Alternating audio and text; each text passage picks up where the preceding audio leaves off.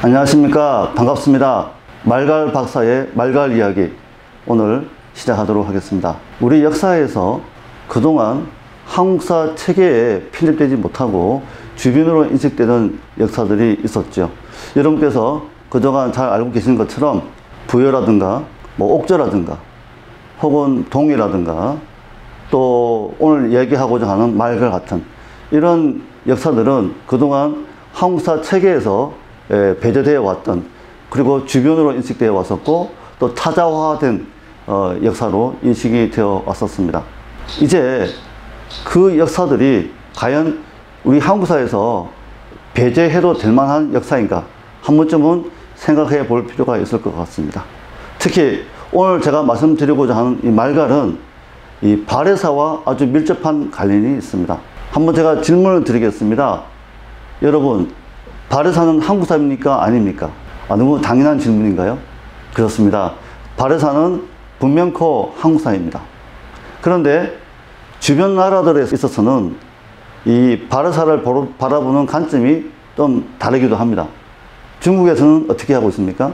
동북공정의 일환으로 동북아시아 지역의 모든 역사를 중국사로 편입하고 있죠. 특히 고구려사 발해사는 어떻습니까? 중국의 소수민족이 세운 지방정권의 역사라고 주장을 하고 있지 않습니까?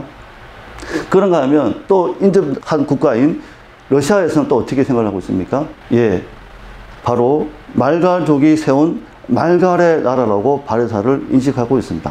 그런가 하면 또 일본은 어떻게 생각하고 있습니까? 일본은 과거에 대륙 지배에 대한 꿈이 있었죠. 그래서 만주 지역에 만주국이라는 계례국을 세운 적이 있었습니다. 그러면서 그들이 주장하는 만선사관이라는 역사사관이 나왔죠.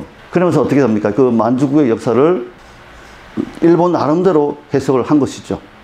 그 일본이 해석한 그 역사대로 또 중국이 해석을 했고, 그 다음에 강복 이후에 우리의 주류사학계는 또 그대로 또 답습을 해왔던 게 사실입니다.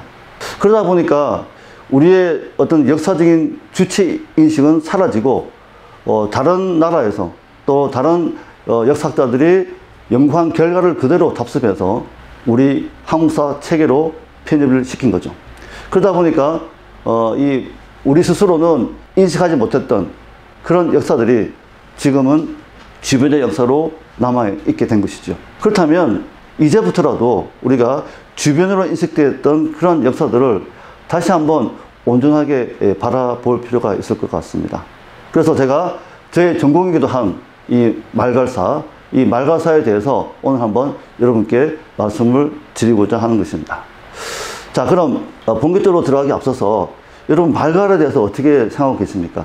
예, 말갈 할 때 이 말갈의 의미는 오랑캐 중에 오랑캐라는 뜻을 갖고 있습니다. 잘 아시다시피 중국은 어떻게 합니까? 그들이 세계의 중심으로 되어 있죠. 그리고 주변의 나라들, 그리고 주변의 종족들은 다 어떻습니까? 오랑캐로 인식했지 않습니까? 그래서 주변 종족의 이름들을 그들 나름대로 해석을 하고 그들 나름대로 이름을 붙였습니다.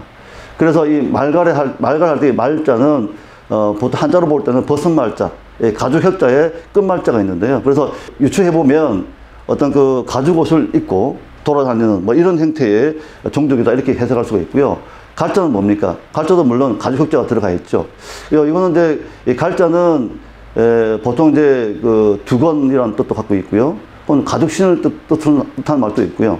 혹은 오랑캐라는 뜻도 갖고 있는데, 결국 종합해보면 이 말갈은 오랑캐 말자와 오랑캐 갈자를 써서 오랑캐 중에 오랑캐, 상오랑캐다 이렇게 의미를 갖고 있습니다. 과연 그런가? 예, 한번 좀 살펴보겠습니다. 그리고 이 말갈의 위치, 여러분 어떻게 생각하겠습니까? 삼국사기 기록에 보시면 무수히 많은 말갈과 관련된 기록들이 있습니다. 물론 대부분 전쟁과 관련된 기록들이죠.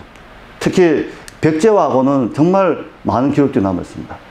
특히 백제 같은 경우는 그 역사 시작부터 이 말갈과 함께하고 있습니다. 그리고 무수히 많은 말갈과 관련된 그 전쟁 기록들이 남아있고요. 물론 고구려도 마찬가지입니다. 고구려는 잘 아시다시피 기원전 37년에 동명왕이라고 하는 고구려 시조가 나라를 세우게 되는데, 그 이전부터 그 지역에는 말갈인들이 살고 있었던 거죠. 즉 말갈인이 살고 있었던 그 지역에 동맹왕이 혹은 추모왕이 고구려를 세우게 됩니다. 그래서 그 고구려 역사 시작 전부터 말갈의 역사가 시작되었던 거고요. 백제는 백제사가 시작되면서 특히 그 원조왕이 백제를 세우면서 첫 번째 그 대외 정책이 뭐였냐면 말갈과의 전쟁을 대비하는 것이었습니다. 그렇다면 어떻습니까? 우리가 알고 있는 이 말갈, 단순히 그냥 이민족 오랑캐라고 알고 있었던 그 나라, 그 종족은 당시에 고구려 시대 때 혹은 백제 시대 때는 지금과 다른 인식이지 않았을까 하는 생각을 해보게 됩니다. 정말 중요한 인접 국가였고 인접 종족이었다, 이렇게 생각할 수 있는 것이죠. 자, 그렇다면 한번 살펴보겠는데요. 앞서 말씀드린 것처럼 그동안 주변으로 인식해 왔었던 역사들을 다시 한번 살펴보고자 하는 목적이 있습니다. 자, 그러면 말갈에 대한 기존 관념입니다. 여러분, 말갈하면 어떤 이미지가 연상이 되십니까? 네, 아마 이 PT 속에 나와 있는 이 그림처럼 아마 이런 모습이 아니었을까 생각을 해보게 됩니다. 물론 이제 말갈인들은 유목민들입니다. 왜냐하면 만주 지역에 강범위하게 분포하고 있었기 때문에 그 지역은 주로 초원지대가 많지 않습니까? 그래서 농사 짓기는 힘들었을 것이고요. 아마 유목 생활을 했을 겁니다. 그래서 이 유목 생활을 하기 위해서는 아마 이런 복장이어야 되지 않을까. 뭐 사냥도 잘해야 될 것이고, 또 이게 목축을 하려면 또 이렇게 간편한 복장이어야 될 것이고요. 또 추운지대니까 또 상당히 이제 이 추위를 막아주는 뭐 그런 복장이어야 될 거라고 생각을 합니다. 예. 그리고 추운지대니까 말을 타고 달려야 되기 때문에 말 타기에 편한 그런 복장이었을 거라고 생각을 해봅니다. 그리고 사냥을 하기 위해서는 뭐 활도 필요할 것이고 칼도 필요했을 겁니다.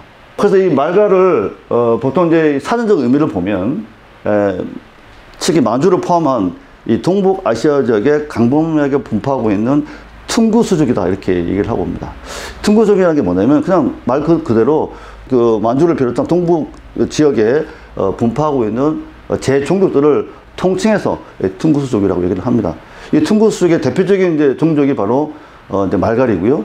이 말갈을 이제 보통 이제 그 중국의 역사학자들은 하나의 이제 이론적 계통론을 주장하는 사람들이 있습니다. 무슨 말이냐면은 그 뿌리가 숙신이고요. 그 다음에 음루, 물길, 말갈, 그 다음에 말갈 다음에 이제 여진, 만주적으로 이어지는 이러한 이론적인 종족 계통론을 주장하고 있습니다.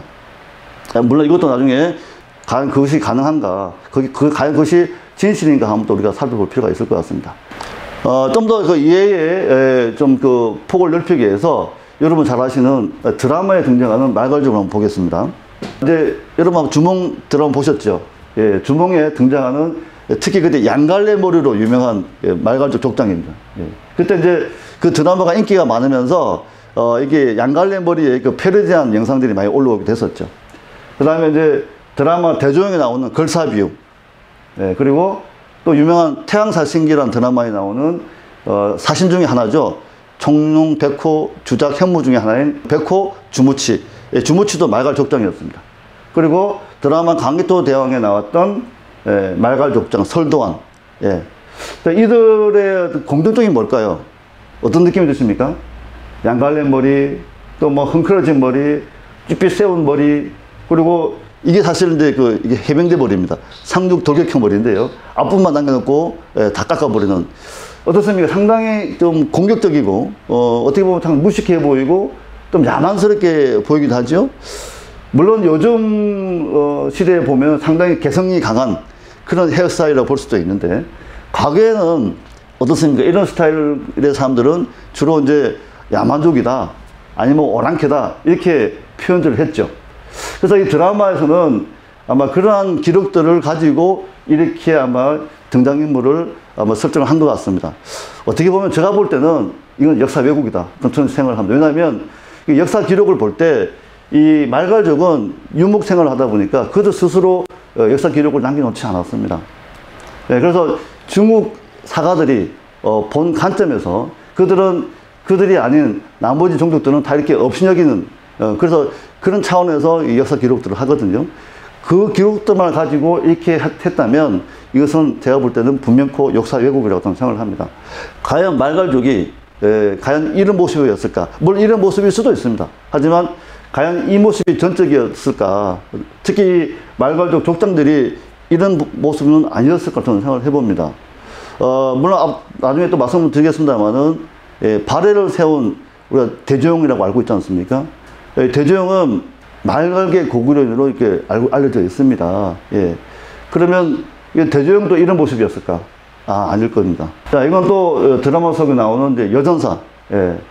왼쪽에 있는 모습이 이제 고구려계 여전사의 모습이고요. 오른쪽에 있는 모습이 바로 이제 말갈계 여전사의 모습입니다. 과거에는 뭐 지금도 마찬가지긴 합니다만 과거에는 여자들도 이렇게 전쟁에 참여할 수 있었고 그리고 전사로서의 그런 그 모양을 갖추고 있기도 했습니다. 근데 여기 보면 양쪽 다리 비교가 되죠. 고구려계 여전사는 아주 그냥 깔끔하고 단정한 그런 복장이고 우리 말갈계 여전사 같은 경우는 상당히 개성은 넘치는데 고구려계에 비하면 조금 더 자유스러운 좀 편해 보이는 그런 복장인 것 같습니다. 뭐 지금으로 생각해 보면 좀 이제 보는 관점에 따라 좀 다를 수 있겠는데 어느 여전사가 더 멋있는지 뭐 지금은 조금 관점은 좀 달라질 수 있을 것 같습니다만은 분명히 그 양자 간의 차이는 느껴지실 겁니다. 자, 그러면 제가 앞서 제가 말갈 연구를 했다고 말씀을 드렸는데요. 왜 말갈 연구를 시작했냐면 바로 이와 같은 의문점을 가지고 시작을 했습니다. 우리나라 역사서 중에서 정사라고 일컬어지는 삼국사기입니다. 삼국사기에 엄청난 기록들이 나오는데 그 중에 특히 이 말갈과 관련된 관계 기록들이 무수히 많이 나옵니다. 특히 말갈은 기원전 37년에 기록이 시작이 되면서 신라 말기죠. 경명왕 때까지 그 기록들이 나옵니다. 한 사서에 1000년에 걸쳐서 그 기록들이 나오는 종족은 아마 말갈족이 유일할 겁니다. 자, 그렇다면 생각해 보십시오. 그냥 우리가 그냥 단순히 이민족 오랑캐라고 여겨도 될 만한 그런 기록인가? 분명히 아닐 것입니다. 다시 한번 생각해 볼 필요가 있을 것 같습니다. 두 번째, 삼국사기 초기록에 등장한 말갈의 존재는 어떤 존재였고, 그 다음에 중국사서에 등장하는 말갈의 존재는 어떤 존재인가? 시차가 있습니다. 앞서 말씀드린 것처럼 삼국사기에는 기원전 37년에 말갈이 등장하는데 중국사서에는 서기 563년에 북제서 무성저의 기에 말갈 기록이 나옵니다. 무려 600년의 차이가 납니다. 어떻게 해서 한 종족이 물론 우리나라 사서와 중국 사서와 이렇게 사서가 다르긴 합니다만은 동일한 지역에서 동일한 종족이 존재했는데 어떻게 600년의 편차가 발생할까? 저는 그렇게 의문을 가졌습니다. 그렇다면 600년 전에 등장한 말갈과 600년 이후의 말갈이 같은 존재일까? 이거 당연히 의문을 갖게 된 것이죠. 그 다음에 삼국사기와 삼국유사에 등장하는 말갈과 중국사서의 여러 사서에 등장하는 말갈이 있습니다. 그 말갈들이 또 어떤 차이가 있을까? 그리고 결정적인 건데요. 통일신라라고 하죠. 보통 이제 후기신라라고도 표현도 합니다. 왜냐하면 신라가 삼국을 다 통일한 게 아니었기 때문에 후기신라라는 표현도 씁니다. 자, 그럼 후기신라 때 와서 신문왕이 그 앞대 전대에서 통일한 이후에 이 통일한 이 나라를 다스리기 위해서 여러 가지 정책을 펼칩니다. 그 중에 군사 정책인데요. 군사 조직을 하는데 통일한 이제 나라이기 때문에 이 복속된 나라들을 이제 어떻게 보면 다스릴 필요가 있지 않습니까? 그래서 그들을 잘 다스리기 위해서 이 군사 조직을 조직화하는데 이 중앙 군사 조직은 구서장이라는 조직이 있었고요. 지방 군사 조직은 십정이라는 조직이 있었습니다. 특히 왕의 친위부대라고 일컬어지는 중앙 군사 조직에 구서당이 있었는데요. 앞에 구가 있는 것처럼 9개의 서당, 즉 왕에게 충성을 다하는 어떤 그 깃발 색상으로 구분하는 그런 왕의 친위부대가 있었습니다. 그걸 서당이라고 하는데 9개 서당이 있었습니다. 이 9개 서당은 어떻게 구성했냐면 이제 신라가 주축이니까 신라계가 3개가 있었고요. 그 다음에 고구려는 상당히 이제 아무래도 강한 영토를 갖고 있었고 그 이제 유민들이 많았지 않겠습니까? 그러니까 또 3개. 그리고 백제계는 2개. 나머지 1개가 뭐였냐면 말갈계입니다. 즉 말갈계로 구성한 신라의 왕의 친위부대, 바로 흑금서당입니다. 즉 흑금서당이라는 것은 그 부대의 깃발 색깔이 흑색이었겠죠. 그래서 흑금서당이라고 이렇게 이름을 붙였는데, 기록에 보면 흑금서당의 구성원은 말갈 국민으로 한다라고 되어 있습니다. 아, 여러분, 이 기록을 보시면 어떻습니까? 아니, 어떻게 그 이민족 오랑캐라고 치부했던 말갈을 어떻게 신라의 왕의 친위부대의 하나의 구성원으로 할 수 있겠는가 하는 것이죠. 잘 아시다시피 그 전에 삼국이 형성되기 이전에 부여라는 나라도 있었고요. 또 가야라는 나라도 있었죠. 예. 부여도 상당히 오랜 기간 이 고구려 백제 신라와 함께 했었고요. 그 다음에 가야도 마찬가지죠. 가야는 서기 42년에 기록이 등장하면서 나중에 대가야가 멸망하는 시점이 562년입니다. 그러니까 결국 상당히 오랜 기간 가야도 이 고구려 백제 신라와 함께 했었죠. 그렇다면 우리 상식적으로 생각해 보면 말갈계가 아니라 부여계 혹은 가야계로 구성되는 그런 조직이 있어야 되는 것인데 그들은 다 배제해버리고 말갈계만 구성원으로 들어오는 겁니다. 그렇다면 오히려 이 당시에 즉 신문왕 때 같으면 7세기입니다. 7세기 때 신라인들의 세계관을 보면 삼국체제가 아니라 어쩌면 사국체제는 아니었을까. 즉 고구려, 백제, 신라, 말갈.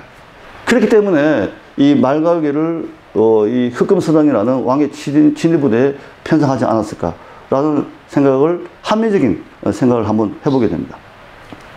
그리고 이 말갈계는 이제 앞서 다음에 또 말씀드리겠습니다. 다양한 말갈이 존재했는데 특히 이 우리 고구려 백제 신라와는 아주 관련이 많았고요. 나중에 이제 기록들에 보면은 고구려가 수나라, 당나라와 전쟁할 때 바로 이 선봉에 섰던 군사들이 바로 말갈병들이었습니다.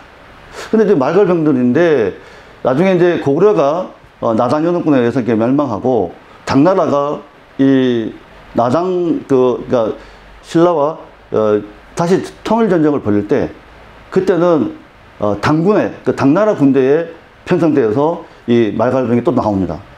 상당히 이상한 존재들이죠. 고구려를 위해서 싸우다가 그 다음에 또 당나라를 또 싸우기도 합니다. 그리고 또 백제와 신라하고는 죽으라 또 싸우기도 하고요. 또 고구려하고는 상당히 우호적으로 지내고요. 나중에 또 발해가 또 이렇게 고구려를 개성하고 해서 나라를 세울 때는 그게 또 주축 세력도 되기도 합니다. 상당히 요상한 존재죠. 예. 그렇기 때문에 어떻게 보면 이 말갈에 대해서 우리가 제대로 알아야 특히 이게 만주사와 관련된 역사를 제대로 우리가 정리할 수 있겠다라는 생각을 하고 말갈 연구를 시작하게 된 것입니다. 자, 그러면 말갈이 어떤 역사적인 실체가 있다면 어떤 시간적 배경과 공간적 배경이 당연히 있겠죠. 시간적 배경을 보면 우선 이제 기록만 보자 이거죠. 물론 기록 이전의 역사도 분명히 있습니다. 근데 그건 확인할 수가 없는 거죠. 자, 기록에 있는 역사만 우리가 일단 확인을 해보겠습니다. 상우사기에 기원전 37년에 고구려 동명왕조의 그 기록이 먼저 나옵니다. 그리고 이 기록은 앞서 말씀드린 것처럼 상무사기 신라 후기 신라의 경명왕까지 그 말갈 기록이 존재합니다. 그래서 거의 한 1000년에 가까운 시기 동안 한 사서에 등장을 하고요. 그렇다면 시간적 배경을 보면 거의 1000년에 걸쳐서 등장한다 이렇게 보시면 될 것 같고요. 그래서 이게 합리적으로 유추를 해보면 고구려 이전에 이미 말갈이 존재했기 때문에 그러면 고려선 붕괴 이후에 많은 열국이 등장하지 않습니까? 그래서 열국이라고 하는 것은 10개의 국가를 말하는 것이 아니라 벌열자입니다. 그러니까 여러 나라가 등장하게 되죠. 즉 고조선의 고수국, 중국식으로 표현하면 제후국들입니다. 그런 그 고조선의 고수국들이 하나둘씩 독립하기 시작하면서 여러 나라들이 등장하고 그러면서 통일전쟁을 벌입니다. 그러다 나중에 남은 것이 고구려, 백제, 신라만 남았기 때문에 우리가 소위 말하는 삼국시대라고 얘기를 하는 것이죠. 하지만 마지막 남은 것이 결과적으로 보면 삼국시대지만 그 이전에는 부여, 가야 여러 나라가 있었다는 것을 의미하는 것이지요. 그런 열국시대에 이미 말갈도 등장했을 가능성이 높습니다. 그리고 고구려가 멸망한 이후에 발해 시대 때도 말갈이 등장하죠. 예. 그리고 그 말해가 멸망한 이후에도 역시 말갈은 존재하고 있고요. 심지어는요, 고려사라든가 조선왕조실록에도 말갈 기록이 존재합니다. 참 이상하죠. 예. 이 말갈 기록이 과연 진짜인가 하는 것도 또 의문 가질 필요도 있겠죠. 그 다음에 공간적 배경입니다. 그렇다면 시간적 배경도 그러한데 상당히 그 범위가 넓죠. 그러면 이 공간적 배경, 만주라고 우리가 인식을 하고 있는데 과연 어디인가 한번 보겠습니다. 보통 이 역사를 우리가 이해할 때는 지도를 한번 그려보면 훨씬 더 이해가 빠릅니다. 그냥 이게 텍스트로 됐으면 이게 잘 와닿지 않는데요. 실제로 그 텍스트 기록을 가지고 지도에 이렇게 그려보면 훨씬 더 이해가 빠르고요. 또 이 지도를 그려다 보면은 또는 그 대상을 객관화할 수가 있습니다. 예, 무슨 말이냐면, 이 역사라고 하는 것은 다 관계사거든요. 그러니까, 이 한반도를 중심으로 해서 만주 지역 또 일본까지 우리가 관계되어 있는 이 동북아시아 전체 지역을 우리가 지도를 그려서 과연 그 당시에 이 말갈이 어디서 존재했고 어디에 분포했는가 이런 것들을 지도를 한번 그려볼 필요가 있는데요. 이게 이제 제가 나름대로 그동안의 그 말갈과 관련된 기록들을 종합해서 한번 지도에 한번 그려봤습니다. 자, 무슨 말이냐면 중국 정사에 보면 이 고구려 이게 이제 이 시기적으로 보면 기원전 1세기부터 서기 1세기까지 약 한 100년에서 200년 사이에 이 기록을 근거로 해서 이 지도를 그려봤습니다. 그래서 중국 정사에 보면 고구려가 있는데 고구려 남쪽에 조선과 애가 있다, 애맥이 있다 이렇게 되어 있고요. 그리고 이 앞서 말씀드린 것처럼 기원전 37년에 동명왕이라고 하기도 하고요. 지금 그 강개토왕 왕릉 비문에는 추모왕이라고 되어 있죠. 그래서 저는 이제 그 당시에 기록을 정확하게 우리가 민다고 생각했을 때 당시의 금성문이 오히려 후대의 기록보다는 더 정확하지 않는가라는 생각이 들어서 동명왕이라는 표현보다는 추모왕이라는 표현을 좀 쓰겠습니다.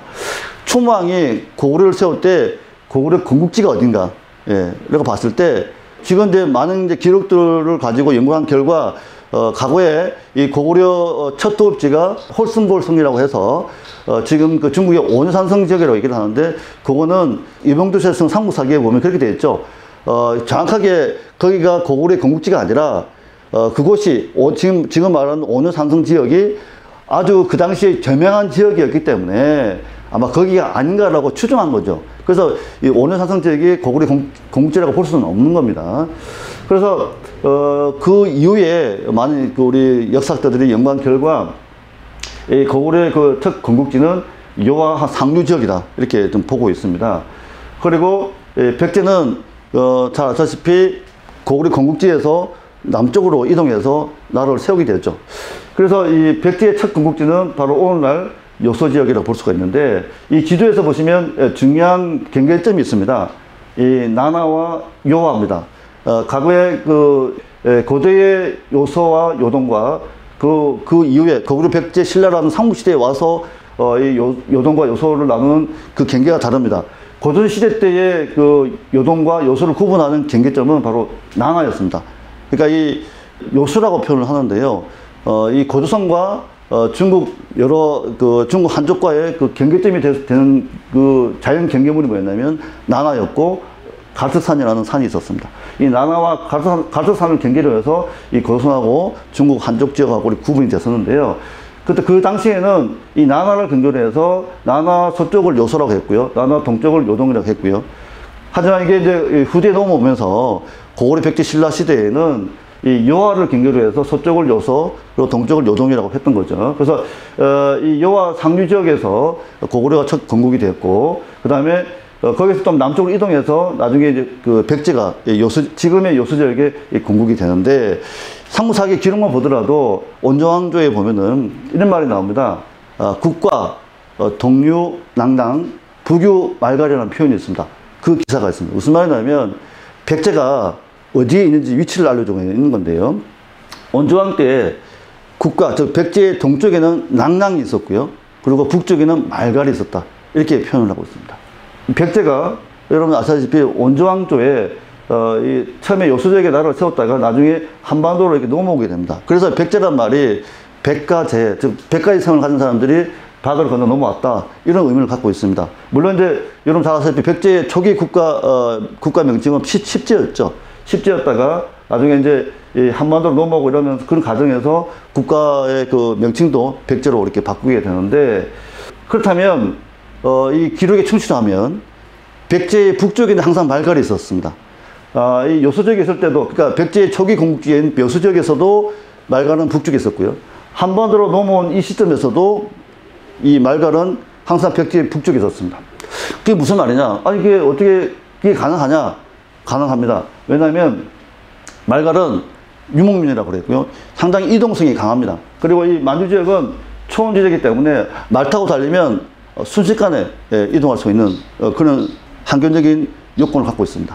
그리고 이 한반도도 마찬가지입니다. 한반도 북부까지는 얼마든지 말을 타고 달릴 수 있는 지역이기 때문에 제가 볼 때는 이 유목민으로 특성을 갖고 있는 말갈이 분포 지역은 오늘날 요수 지역부터 해서 한반도 북부까지 충분히 넘나들면서 존재했다 이렇게 볼 수가 있는 거죠.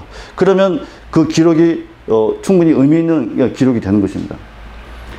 그래서 이 지도를 통해서 당시 기원전 1세기부터 서기 1세기까지 약 100년에서 200년 사이에 우리 고구려 백제 신라 그리고 말갈이 이렇게 분포했다 이렇게 말씀드릴 수가 있고요. 특히 중요한 거 백자와 말갈의 관계는 너무 중요합니다. 백제가 아시다시피 삼국 중에서 가장 먼저 전성기에 이릅니다. 즉 4세기 때 근초고왕 때 최전성기를 이루죠. 그럼 어떻게 백제가 고구려보다 늦게 건국을 했는데 어떻게 그 최전성기는 더 빨리 올 수 있었을까? 바로 말갈과의 그 대외 전쟁입니다. 즉, 이 사람들이 그렇죠. 이게 여러분도 이제 이해하실지 모르겠습니다만은 전쟁을 하게 되면 그만큼 나라가 왜냐하면 전쟁을 하려면 무슨 무기도 필요할 것이고요. 그리고 군사도 조직해야 될 것이고요. 그 다음에 이 군사를 먹여 살려야 되지 않습니까? 그러니까 이 전쟁을 하기 위한 준비를 하면서 이 경제력도 생기게 되고요. 국력이 강해지는 겁니다. 그리고 이걸 조직화해야 되기 때문에 여러 가지 편제라든지 국가 조직 이런 것들을 만들어야 되는 거죠. 그래서 어떻게 보면 말갈이 백제를 고대 국가로 빨리 만드는데 기여를 했다. 역설적으로 그렇습니다. 그래서 결국은 백제가 말갈하고 계속 이렇게 치고받고 싸우면서 계속 이 고대 국가의 체제를 갖추고 나가면서 당시에 고구려 백제 신라의 경쟁 구도 속에서는 제일 먼저 전성기를 맞이하게 됩니다. 그래서 상당히 말갈이 중요하죠. 그래서 말갈은 사실 어떻게 보면 이 삼국을 형성할 때부터 등장해서 삼국이 발전해 나갈 때 중요한 역할을 해왔었습니다. 다시 또 넘어가서 앞서서 우리가 삼국 형성기 때 말갈의 어떤 그런 중요한 역할을 우리 인식했는데요. 그 다음입니다. 또 중요한 역할은 뭐냐면 발해입니다. 이 발해사는 분명히 한국사로 말씀을 하셨습니다. 저도 그렇게 말씀을 드렸고요. 지금 이제 그 발해사 관련해서는 북한이나 남한이나 모든 우리나라 역사학자들은 다 한국사로 인식을 합니다. 하지만 좀 이게 깊이 있게 들어가면 과연 이 발해사를 온전히 한국사로 편입할 수 있는가라고 질문을 하게 됩니다. 의문을 하게 됩니다. 왜 그러냐면 바로 말갈의 존재 때문에 그렇습니다. 우리 역사 시간에 배웠죠.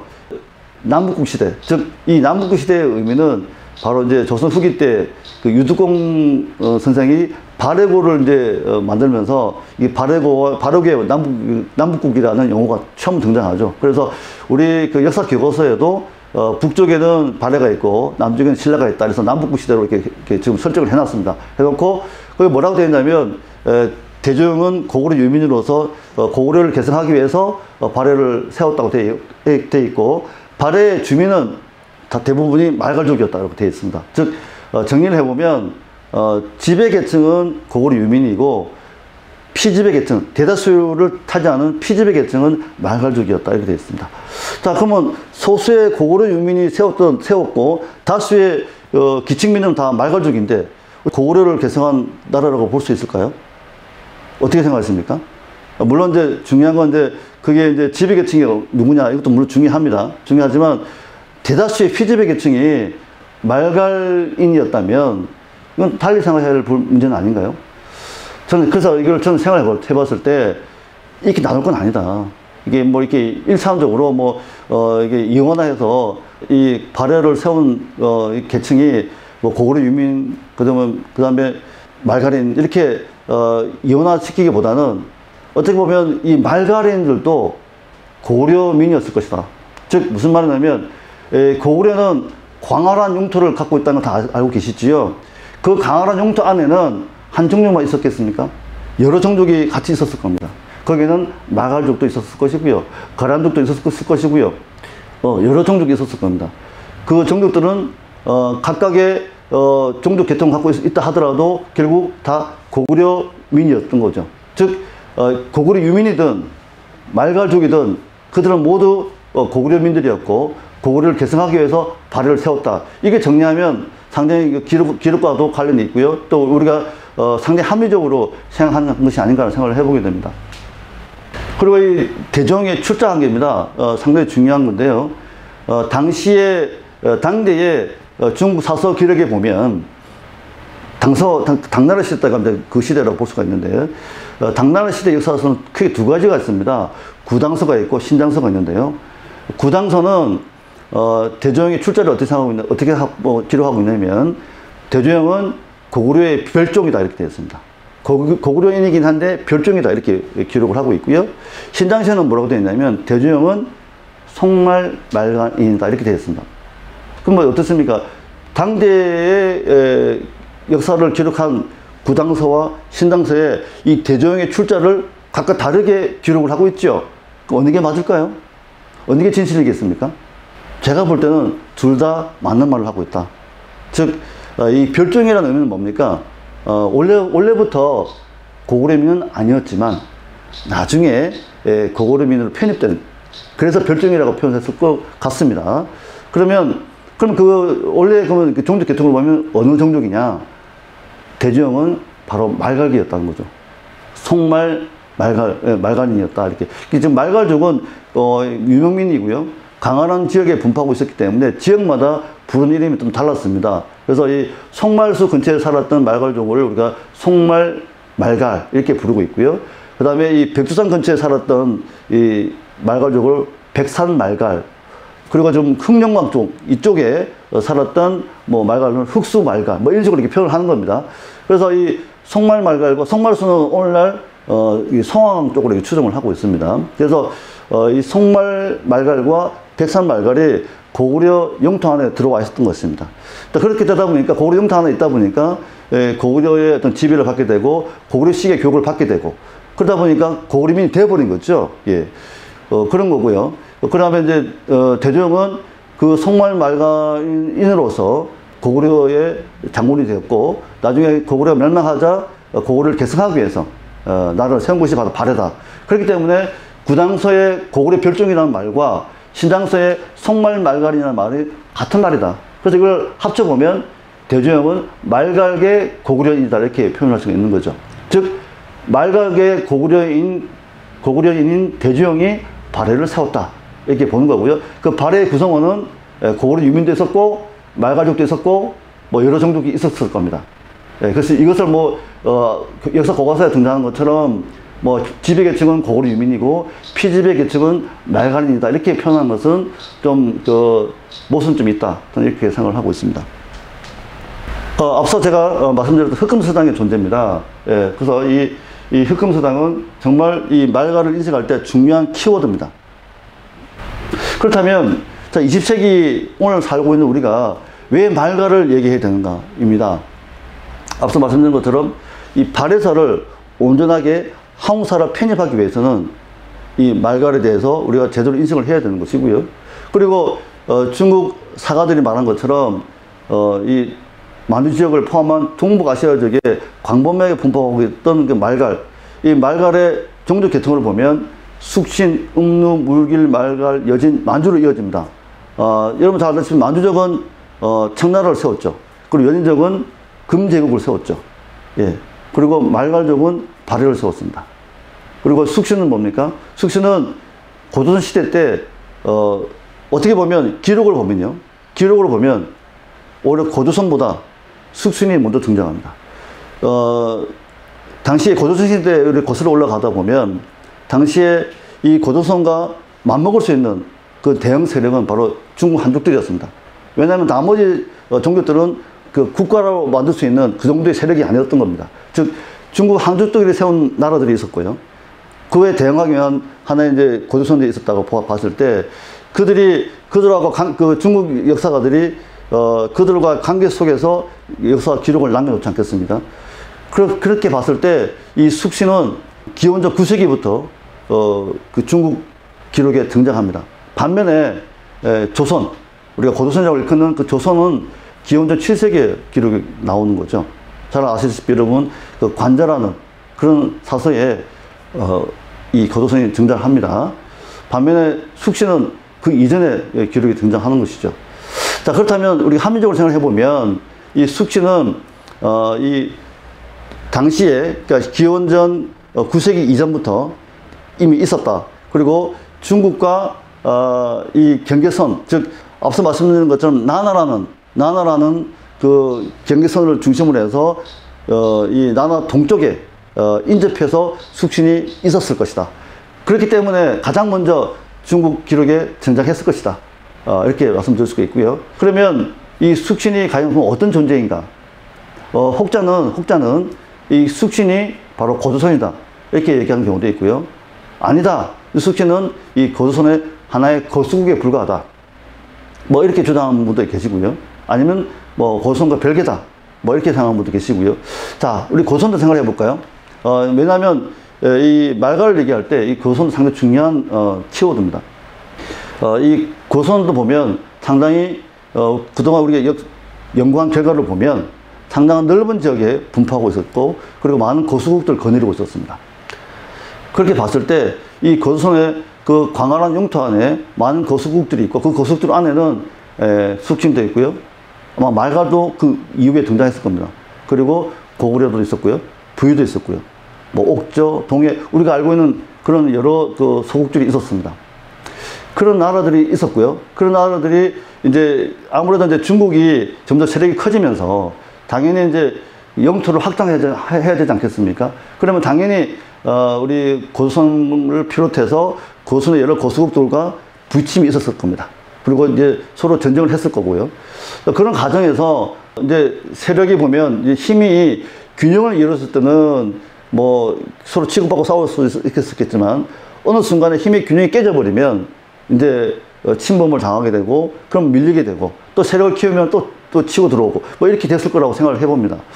그렇게 봤을 때 그런 과정을 거쳐서 이 숙신도 오늘날 이 동부 지역, 즉 우리가 현재 숙신 지역이라고 알고 있는 그 중국 기록에 숙신이라고 되어 있는 이 현재 그 동북아시아 쪽 이쪽으로 이동해 와서 가능성이 높습니다.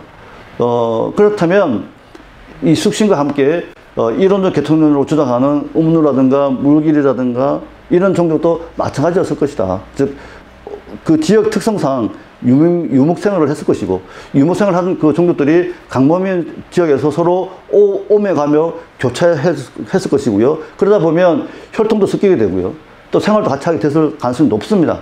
그러다 보니까 이제 그 중국 사가들이 말한 것처럼 그런 이론적 개통론이 나왔는데, 그 이론적 개통론은 중국 사가들이 그들 편의에 따라서 나온 것이고요. 제가 볼 때는 그렇게 물론 그런 개통도 존재할 수 있을 겁니다. 하지만 그것보다는 다양하게 아마 존재했을 것이다. 즉 숙신에서 바로 말갈로 이렇게 이어질 수도 있는 거고요. 숙신에서 또 이렇게 물길로 이어질 수도 있고, 또 숙신에서 이렇게 음루, 물길, 말갈 이렇게 이어질 수도 있을 것입니다. 자, 이런 다양한 종족 계통이 존재하는데, 이들 중에서 가장 오랜 기간, 가장 넓은 지역에 존재했던 그 종족이 바로 말갈이었던 거죠. 그래서 이 말갈을 어떻게 인식하냐에 따라서 이 만주의 역사가 판가름이 됩니다. 그리고 역사의 기술 문제가 생깁니다. 그 이 만주사를 어느 역사로 볼 것이냐, 중국사로 볼 거냐, 아니면 한국사로 볼 거냐, 아니면 다른 역사로 볼 거냐, 아니면 그냥 뭐 쪼개진 그런 역사로 볼 거냐. 이게 중요한 역사의 기술 문제가 생기는 거죠. 그래서 오늘 살아가는 우리가 지금 만주 지역을 고토라고 생각을 하지만 지금 중국이 있기 때문에 고토를 해부할 수는 없죠. 하지만 역사관은 중요합니다. 우리가 이 한반도에 갇혀 있는 것이 아니라 멀리 만주 대륙을 내다보고 우리 역사를 생각한다면 우리 역사에 대한 자긍심이 그만큼 높아질 것이고요. 역사를 바라보는 시각과 관점이 분명히 달라질 것입니다. 그래서 이 말갈과 발해의 관계도 그런 관점에서 우리가 생각해 볼 필요가 있습니다. 자, 그래서 다 제가 설명을 드렸기 때문에 이 PT는 제가 넘긴 것이고요. 자, 마지막으로 제가 결론적으로 말씀을 드리면, 말갈은 그동안 우리가 알고 있었던 것처럼 그런 관념을 갖고 바라봐서는 안 되겠다. 의외로 무수히 많은 기록도 남아있다. 예. 그리고 그 기록들을 추적해 나가다 보면, 그리고 요즘은 또 이 고고학적 그 발굴 성과들이 많이 나오고 있습니다. 그래서 고구려 문화도 아니고 중국 문화도 아닌 그런 문화 유적들이 나오고 있습니다. 그래서 이걸 이제 말갈계 유적이다 이렇게 표현도 하는데요. 그래서 어떻게 보면 기록뿐만 아니라 요즘은 이 고고학적 발굴 성과도 나오고 있고요. 이걸 터덜해 봤을 때, 이 만주에 어떻게 보면 하나의 역사적으로 봤을 때 하나의 주체 세력이었던 이 말갈을 이제는 우리가 배제해서는 안 되겠다. 예, 그리고 우리의 그 고초라고 이끌어지는, 어떻게 보면 우리 한민족 역사의 원류라고 이끌어지는 그 만주 지역을 바라볼 때 이 말갈의 존재는 정말 중요한 존재다. 예, 라는 생각이 들고요. 그리고 당시에 지금부터 1000년 전, 2000년 전에 우리 고대인들도 이 말갈을 바라봤을 때는 다른 인식이었다. 그리고 앞서 말씀드린 것처럼 흑금서당의 존재처럼 당시 7세기 신라인들의 세계관으로 봤을 때도 이 말갈은 그냥 우리가 업신여기거나 배제하거나 제외해서는 안 되는 존재다, 이렇게 말씀드릴 수가 있고요. 아울러서 말갈뿐만 아니라 우리가 강복 이후에 우리 역사 체계를 확립하는 과정에서 아무래도 그 앞단계, 즉 우리가 대일항쟁 시대로 이끌어지는 그 시대에 일본 역사학자들이 연구했던 그런 결과들, 그런 것들을 우리가 많이 답습을 했을 겁니다. 그런 관점에서 봤을 때는 어떻게 보면 말갈이 우리 역사를 편협하기가 어려울 수도 있습니다. 하지만 지금은 달라졌죠. 많은 사료들이 나오고 있고, 또 역사 연구들이 이루어지고 있고요. 또 고고학적 발굴 성과들이 나오고 있습니다. 그리고 인접 학문들에 대한, 예를 들자면 천문학이라든지 문화인류학이라든지 여러 가지 다양한 그 인접 학문들의 연구 결과를 통해서 우리 역사들이 밝혀지고 있습니다. 그럼에도 불구하고 기존의 우리 역사 주류계라고 이끌어지는 학자들은 그걸 인정하지 않고 있는 사항들이 많습니다. 그래서 저는 오늘 이렇게 말씀을 드리면서 뭐 만주 고토를 회복하자, 아니면 뭐 말갈을 뭐 다시 한번 우리가 우리 한국의 역사로 편입하자, 뭐 이런 주장도 할 수는 있겠습니다만은, 그 이전에 먼저 문제인식부터 가져보자. 그동안 우리가 무시하고 배제하고 제외했던 역사들을 다시 한번 온전하게 바라보자. 그리고 그들의 역사를 제대로 인정해주자. 그렇지 않겠습니까? 당시에 고구려 백제 신라만 있었던 게 아니었거든요. 그리고 그들과 분명히 여러 관계를 맺고 있었던 부여, 가야, 말갈들이 있었던 겁니다. 물론 옥조도 있었고요, 동해도 있었습니다. 그런 세력이 약해서, 그리고 나중에 고구려 복수되었기 때문에 기록에서 사라졌지만, 분명히 그들도 나름의 역사가 있었고, 나름의 문화가 있었고, 나름의 전통이 있었을 겁니다. 그들의 역사, 그들의 문화를 이제 오롯이 온전하게 바라볼 준비를 해야 되지 않겠는가 라는 생각에서 오늘 말갈 이야기를 해드렸습니다. 네, 경청해 주셔서 감사합니다.